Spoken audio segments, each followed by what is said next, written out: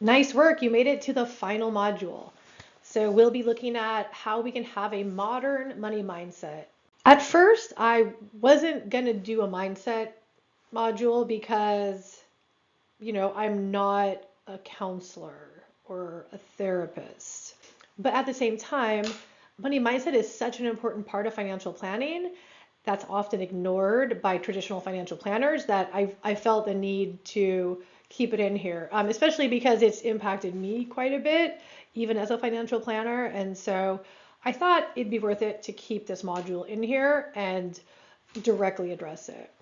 Um, for obvious reasons, money mindset defines how we think about money. Kind of obvious, but it defines how we act about money. And the thing is most of the decisions and behaviors that we do, we know what we're supposed to do in our main head, but it's all the subconscious.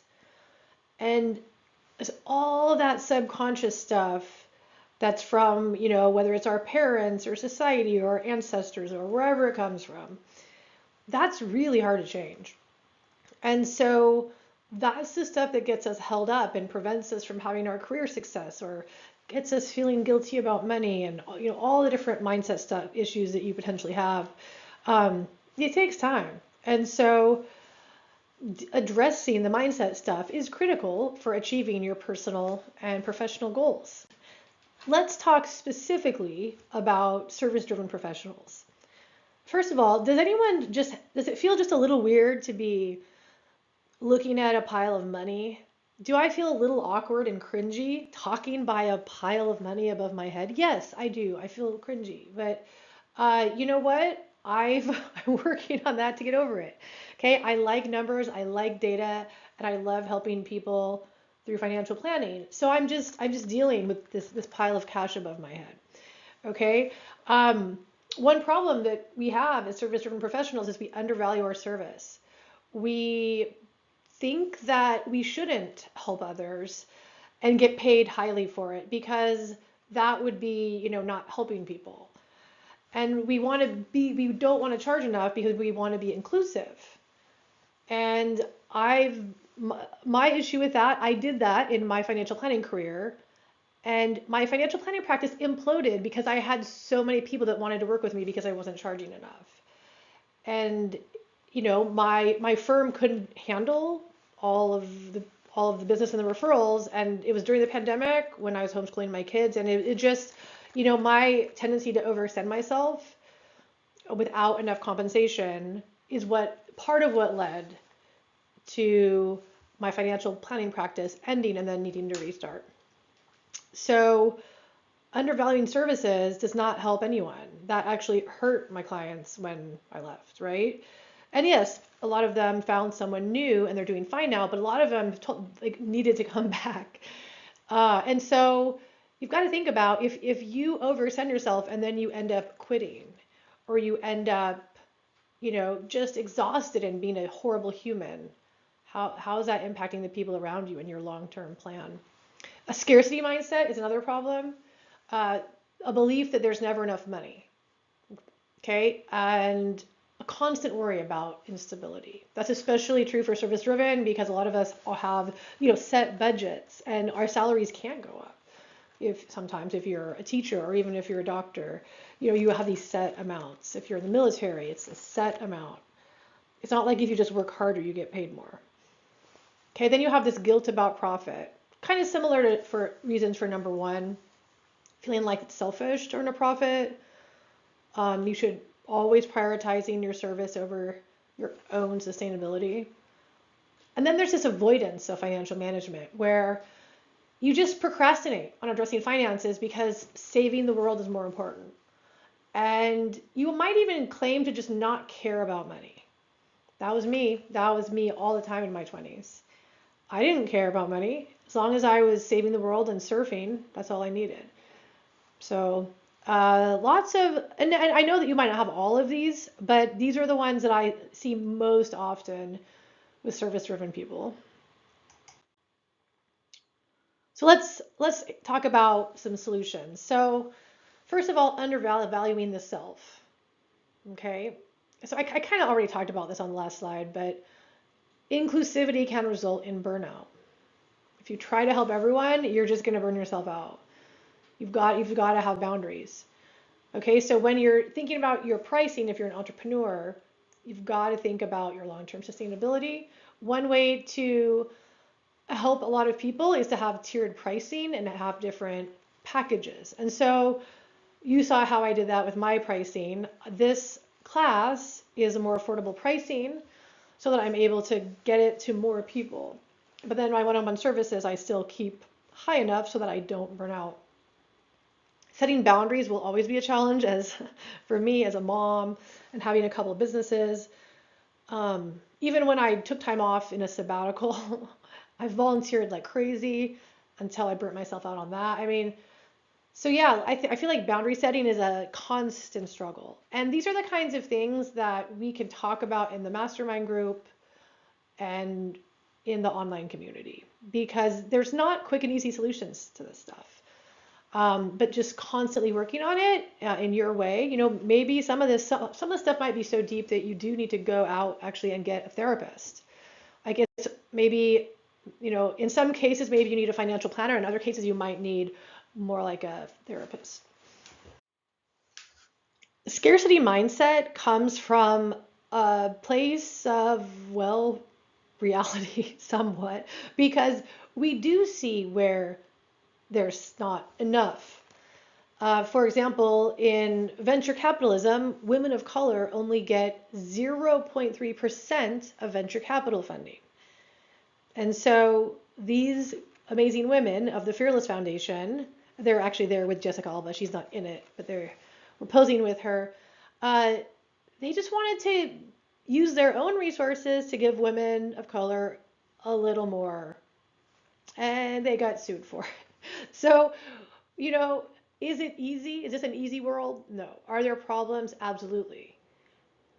But despite the fact that there are limited resources in some areas, how can we overcome the scarcity mindset to get to abundance thinking? Well, part of it is just realizing that when you have time to step back and really think about the solutions, collaboration and the creative process that comes out of collaboration, the innovation and the growth, there are solutions. And especially when you think about when we have a bunch of creative, purpose-driven people coming together in community to solve problems, that is where we can create opportunities. Maybe there is a solution to homelessness. Maybe there is a solution to racism. Maybe there is a solution to war. Will all that happen overnight? Of course not. But when you focus on what could happen and the opportunities, rather than thinking of other people around you as, competition, for example, everyone does better. And so that's why I think things like masterminds and the community group is so important. We've got to share our ideas about how to have more impact and more income in the world as a team and do it together. I want to acknowledge that capitalism is far from perfect. And, would I be an anti-capitalist? No, I wouldn't define myself as that, but I definitely think there's a lot of things that need to change about, how our country runs. But here's the thing. If you think about any form of profit as greedy or evil, then that's going to just make life a lot harder. And when it comes down to it, we do live in a capitalist society where money is currency. And that currency gives you power. And is that perfect? Maybe not, but that's just the world we live in. So when you have more money, you have more power to change the world the way you want it. Okay, more profit allows for greater service impact. A side note to guilt about profit is mom guilt, and understanding that, instead of always only being a mom and feeling like you have to be the best mom in the world, if you want to go out and work and make some profits, that's okay. And actually your independence gives your kids a little more freedom. And then you're modeling for them. You can, reinvest your profits into improving services or helping your kids. And then you can educate yourself on the positive impact of financial health. And just remind yourself that yes, your profits are not evil. Money is not the root of all evil. And you're a good person who wants to do good in the world. And having money and profit isn't going to change you into a bad person. I know this might seem really obvious to some of you who maybe don't struggle with this, but there's a lot of people feeling this. So I want you to just take a step to think about how your financial stability benefits your clients and the community. For me, I was able to volunteer a ton during my sabbatical, and one of the grants that I wrote resulted in this Dance-topia event where artists from all over Denver came together, shared their dance technique. It was just one of the most amazing days I've ever been to. Best day of dance ever. And it was fabulous. So profits can lead to community impact. Many of us avoid financial topics because saving the world is more important. But, as we've talked about, we got to have some money and take care of ourselves too. So automation is the antidote to procrastination. So some of this is just reminders from what we've already talked about. Pay yourself first. I cannot say that enough. Get money taken out of your paycheck automatically into retirement, preferably into a Roth vehicle, a post-tax vehicle that will be tax-free later. Also, you can automate savings into a high-interest savings account. You can also automate increases in the amount that you're saving. You can automate into kids' college savings. Okay. Also, use a user-friendly financial management tool. Monarch Money, Rocket Money, something else of your choice. These tools are getting really good, and they make financial management more exciting and easier. Take advantage of that. Break your financial tasks into little steps. And that's why I tried to break down, something today, something this week, something this month for each module, because if you've gotten to module 8, you've learned a lot and there's a lot to do, but just take it step by step and then seek help, whether that's a financial planner, an accountant, an estate planning attorney, a coach, or a counselor, like a financial counselor for some of your deeper issues. And then get an accountability partner. Your accountability partner sometimes should be someone that isn't necessarily your spouse or your best friend. Maybe get someone a little outside your circle to hold you accountable, maybe someone who can challenge your thinking a little bit more. I'm happy to be your accountability partner if you need one. Since you've made it to module 8, this isn't the end. You can keep going, and that's why I gave 12-month access to the mastermind. Is I want you to keep going, and I want you to actually carry out this plan. And to do that, you're going to need accountability and community. And so you have your online community for quick questions and quick wins. And then if you really want to dive deeper into something, that's what the monthly mastermind is for. So I want you to share your financial goals and progress.